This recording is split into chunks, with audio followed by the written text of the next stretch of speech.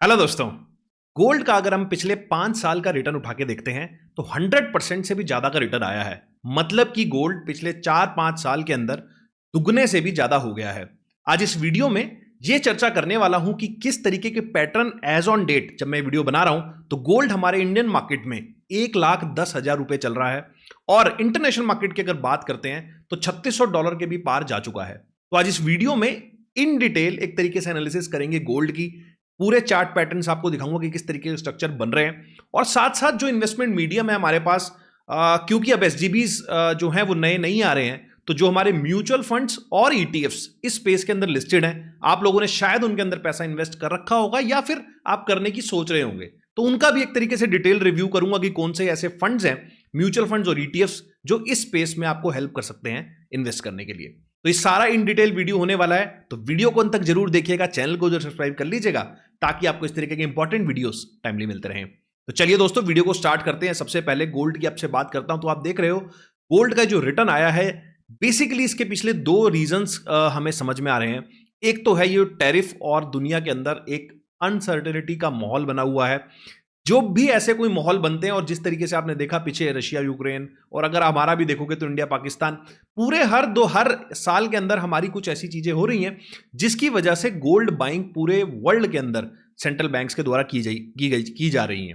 अभी हमने पीछे देखा कि हमारे पास न्यूज आई कि चाइना का जो सेंट्रल बैंक है उसने भी काफी भारी मात्रा में हमारी गोल्ड बाइंग करी है और हमारे रिजर्व बैंक ने भी पिछले 9-10 महीने के अंदर काफी ज्यादा क्वांटिटी के अंदर गोल्ड बाइंग करी है, जिसकी वजह से इंटरनेशनल मार्केट में प्राइस काफी ऊपर जा रहा है।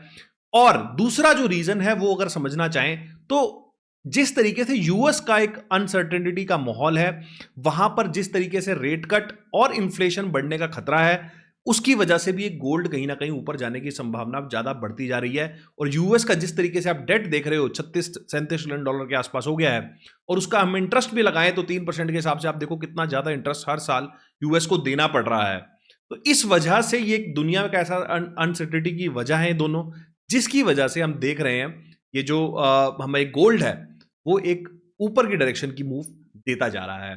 अब चलते हैं एक बार गोल्ड के चार्ट के ऊपर, जहां पर मैं थोड़ी सी आपको एनालिसिस शेयर करता हूं कि किस तरीके के स्ट्रक्चर बन रहे हैं और प्रीवियस एनालिसिस भी करेंगे कि किस तरीके का स्ट्रक्चर आज तक गोल्ड के ऊपर बना है। तो लॉन्ग टर्म ट्रेंड्स हम देखेंगे, पिछले 10-20 साल का मैं आपको चार्ट यहां दिखाने वाला हूं, तो उसको जरूर देखिएगा। तो चलते हैं स्क्रीन के ऊपर। तो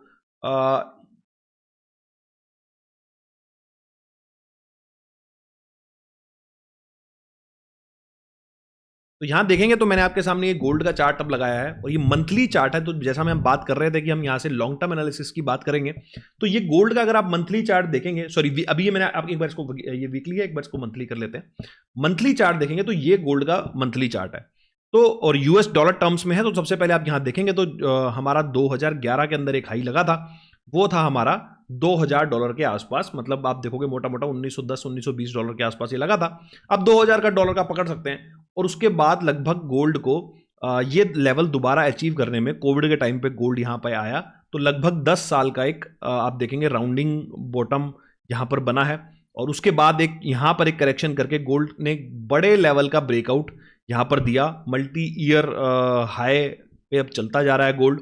और आप देखेंगे कि किस तरीके से अब एक अपवर्ड डायरेक्शन हमें यहां पर देखने को मिल रही है। तो ऑलमोस्ट अगर यहां से अगर बात करें तो पिछले लेवल से गोल्ड यहां पे अगर आप होंगे पिछले 10 साल में तो 2000 से लेवल अभी 3600 आ गया। तो लगभग अगर आप बात करेंगे 2020 से लगभग डबल होने वाला है गोल्ड, जो रुपी टर्म्स में, क्योंकि इसका डेप्रिसिएशन भी ऐड होता है हमारा डॉलर का, तो उसकी वजह से भी आपको ज्यादा रिटर्न मिलता है और आपको फॉल भी कम देखने को मिलता है।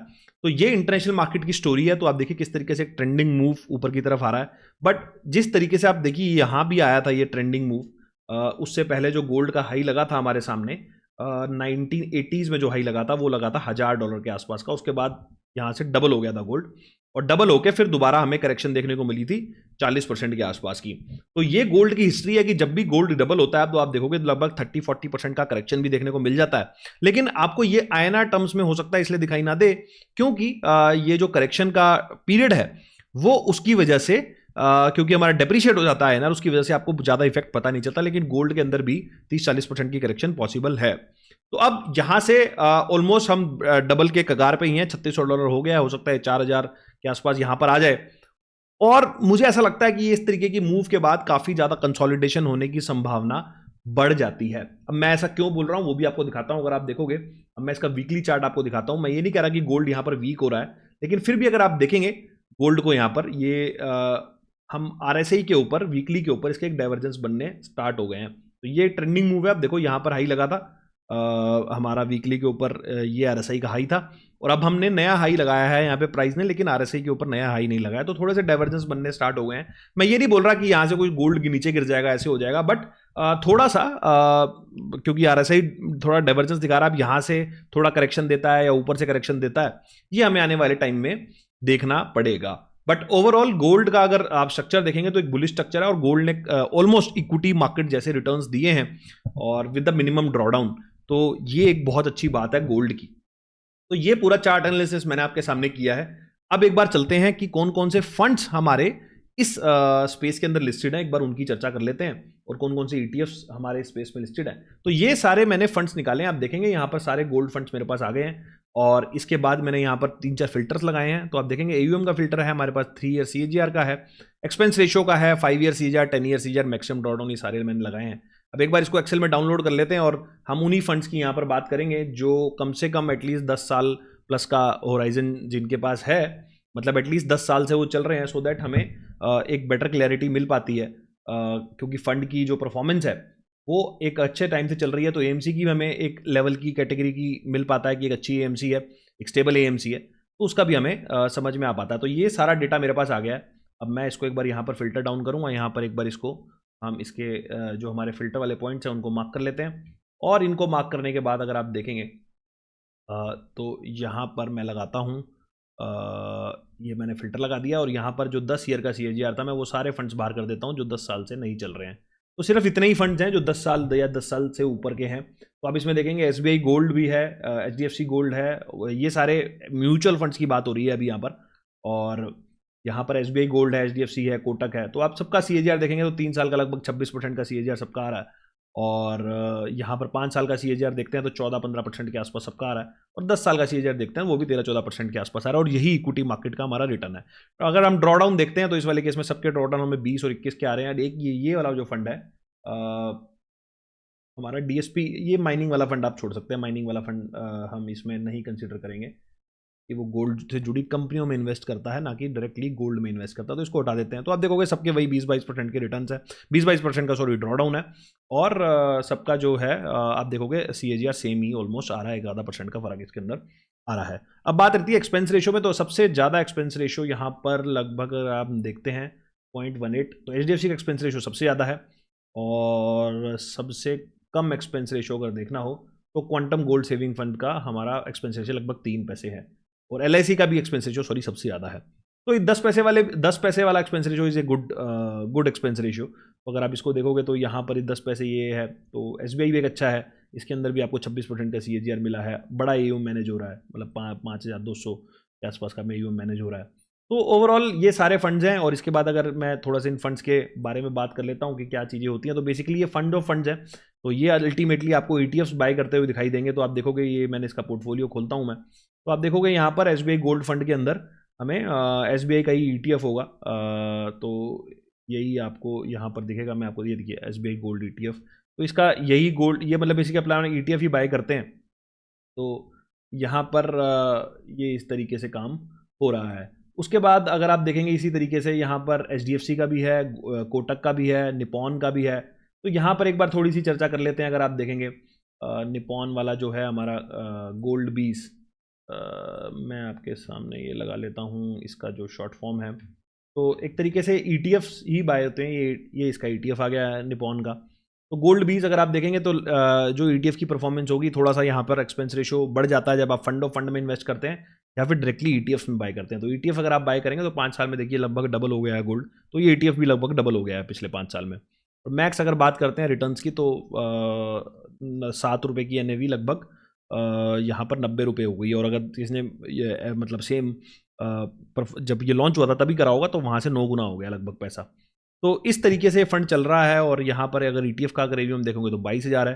तो ये सारी चीज़ें हैं अगर आप देखोगे इन कंपैरिजन टू ये सारी चीज़ें आपकी चल रही हैं। देखिए आपकी ये तीनों मैंने ईटीएफ्स भी कंपेयर कर लिए हैं यहाँ पे, गोल्ड बीज है, यहाँ पे सेट गोल्ड है, ये हमारा जो एसबीआई वाला है और एचडीएफसी वाला है, तो ऑलमोस्ट सेम ही चलता है, कोई बहुत ज़्यादा डिफरेंस नहीं है सारे ईटीएफ्स के बीच में। तो ये सारे ईटीएफ्स आप कंसीडर कर सकते हैं जो मैंने आपको दिखाया है। मैं एक बार आपको दोबारा दिखा देता हूँ, ये हमारी शीट है। तो आप ये जो सारे या तो फंड्स ऑफ फंड्स में या फिर इनके ईटीएफ्स में आप इन्वेस्ट कर सकते हैं अगर आप इसके अंदर इन्वेस्ट करना चाहते हैं। और अगर आप ऑलरेडी इन्वेस्टेड हैं तो आप ये थोड़ा सा एक्सपेंस रेशियो और इनके ऊपर नज़र डाल सकते हैं इनकेस अगर आपको कोई रीबैलेंसिंग की ज़रूरत है। तो आई होप आपको चीज़ समझ में आई होगी। मैंने आपसे सारे ईटीएफ्स डिस्कस करे, सारे गोल्ड का जो म्यूचुअल फंड्स हैं, बेसिकली एफओएफ होते हैं, ये एक तरीके से ईटीएफ के अंदर ही पैसा इन्वेस्ट करते हैं। तो बेटर ये रहता है कि आप ईटीएफ ले लीजिए। ईटीएफ में ये होता है कि आपका एक्सपेंस रेशियो बचता है, क्योंकि फंड ऑफ फंड में इन्वेस्ट करेंगे तो वो पहले अपना एक्सपेंस रेशियो लेगा, फिर वो जो ईटीएफ का एक्सपेंस रेशियो है वो तो आएगा ही आएगा आपको। तो इस तरीके से आप देख सकते हैं कि आप ईटीएफ्स में अगर बड़ा अमाउंट है तो आप एफओएफ में भी जा सकते हैं, क्योंकि वहाँ पे आपको लिक्विडिटी का इतना कंसर्न नहीं आएगा। ईटीएफ में कभी कभार आपको लिक्विडिटी का काफ़ी कंसर्न आ जाता है, वहाँ पे थोड़े टैकिंग आ जाते हैं। लेकिन आप फंड ऑफ फंड में जाते हैं तो वहाँ पर आपको लिक्विडिटी का इशू नहीं आता। मैंने बहुत सारे वीडियोस बनाए हैं कि ये बेसिकली ईटीएफ्स और म्यूचुअल फंड्स में क्या फ़र्क है, तो एक बार फिर भी रीआइटरेट कर देता हूँ। आप मेरे चैनल पे जाके देख सकते हैं, फिर भी रीआइटरेट कर देता हूँ। जो ईटीएफ होते हैं वो रियल टाइम में चलते हैं और म्यूचुअल फंड्स नैव बेसिस पे चलते हैं। तो अगर आप म्यूचुअल फंड के अंदर पैसा इन्वेस्ट कर रहे हैं तो जो भी आपका डेली का अप डाउन होगा, वो जो 7 बजे डेली एनएवी अपडेट होती है उसमें आपको पता चलेगा, और आप रियल टाइम में जब भी उसको बेचेंगे तो डे एंड पे जो एनएवी होती है उस पर बिकता है। लेकिन जो ईटीएफ्स होता है वो between the market real time में चलता है। तो गोल्ड बीज जो है वो ईटीएफ जो है वो रियल टाइम में अपडेट हो रहे होते हैं। तो डिपेंड्स कि किस तरीके की लिक्विडिटी है, उसी हिसाब से आप अपना माल सेल कर पाएंगे। लेकिन म्यूचुअल फंड में ऐसा इशू कम आता है, क्योंकि म्यूचुअल फंड में डे एंड के बाद में आपको एनएवी मिलने वाली है, तो आपको सेलिंग में इतना इशू नहीं आएगा, लेकिन आपका थोड़ा कॉस्ट वहां पर बढ़ जाता है। तो ये दोनों बेसिक डिफरेंस है। मैंने और भी बहुत सारे वीडियोस बनाए हुए हैं इसके ऊपर, गोल्ड के ऊपर, आप वो भी चेकआउट कर सकते हैं। और एक जो मेरे को सबसे बेस्ट एडवांटेज लगता है गोल्ड में हर एक बंदे को इन्वेस्ट करना चाहिए, वो इसलिए लगता है क्योंकि आप इंडिया जैसी कंट्री के अंदर है जहां पर हमारा जो करेंसी है वो हर साल 3-4% डिप्रिशिएट हो जाता है इन कंपैरिजन टू डॉलर। तो आपके पास आपके पोर्टफोलियो में गोल्ड इसलिए जरूर होना ही होना चाहिए, सो दैट आपका जो डिप्रिसिएशन वाला पार्ट है वो कहीं ना कहीं आप उसको एक तरीके से हेज कर पाएं। और आपका जो इक्विटी पोर्टफोलियो है ये उसको भी हेज करता है। जब भी आपको इक्विटी मार्केट नीचे जाते दिखाई देंगे, तब आपको गोल्ड ऊपर ऊपर ज्यादा दिखाई देता है। तो ओवरऑल एक बैलेंस मिक्स बनाता है आपके पोर्टफोलियो में, आपके अपनी फाइनेंशियल प्लानिंग में। तो आपको इसको जरूर ऐड करने के बारे में सोचना चाहिए। इस वीडियो में इतना ही, मिलता हूं आपसे अगले वीडियो में इसी तरह के कुछ नए और इंटरेस्टिंग टॉपिक के साथ। नमस्कार, जय हिंद।